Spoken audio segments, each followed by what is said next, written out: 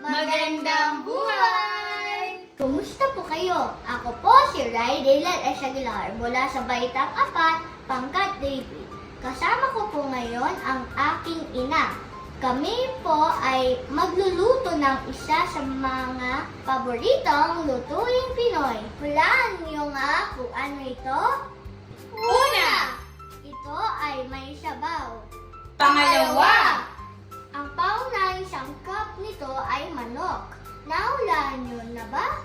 Kung hindi pa, ito ang panghuling clue. Pangatlo! Ito ay may sangkap na sayote o hilaw na papaya. Alam niyo na ba kung ano ang aming lulutuin?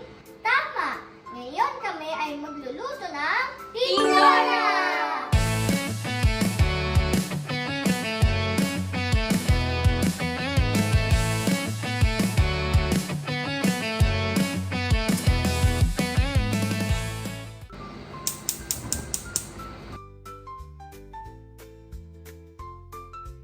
Atin nang simulan Ang pagluluto ng tinola. Una, lagyan ng kaunting mantika. Pangalawa, igisa ang bawang, sibuyas at luya.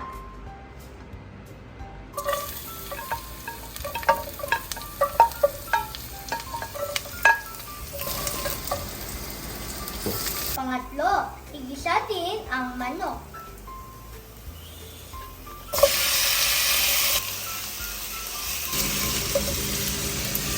Sumunod, lagyan ng tubig at pakuluan.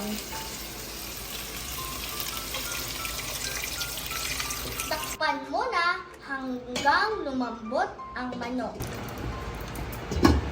Ngayon naman, timplahan ng patis, asin, at paminta para sumarap ang ating tinola.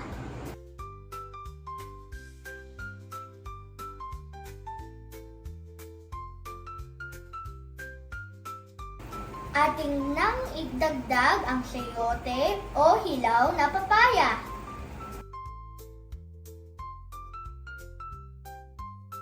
Kapag malambot na ang gulay, idagdag ang dahon ng sili o malunggay.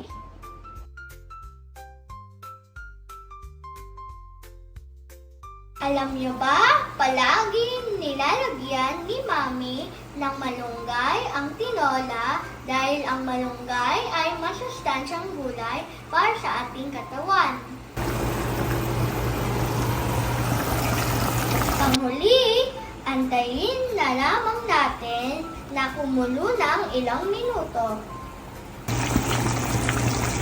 Natikman!